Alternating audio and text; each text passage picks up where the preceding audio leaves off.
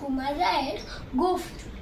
Head অফিসের বড় বাবু, লোকটি বড় শান্ত। তার যেমন মাথায় ব্যামো, কেউ কখনো জানতো।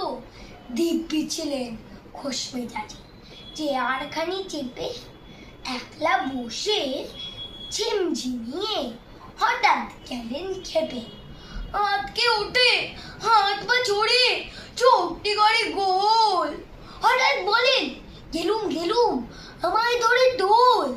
তাই শুনে কেউ বুদ্ধি ডাকে, কেউ বা হাঁকি পুলিশ, কেউ বা বলে কামড়ে দেবে, সাবধানেতে তুলিস। ব্যস্ত সবাই এদিক ওদিক করছে ঘোরাঘুরি। বাবু হাঁকেন, ওরে আমার গোপ গিয়েছে চুরি। গোপ হারানো আজব কথা, তাও কি হয় সত্যি?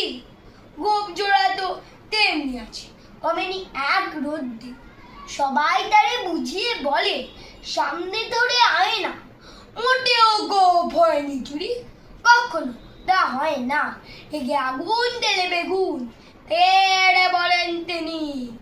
কারো কথার ধার ধারি নে, সব বেটাকেই চিনি।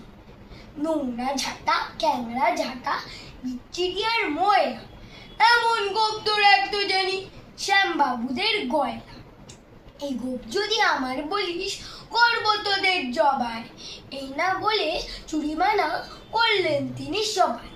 ভীষণ রেগে বিষমকে দিলেন লিখে খাতায়, কাউকে বেশি লাই দিতে নেই, সবাই চড়ে মাথায়। আপিসের এই বাদরগুলো মাথায় খালি গোবর। গোপ চোরা যে কোথায় গেল কেউ রাখে না খবর।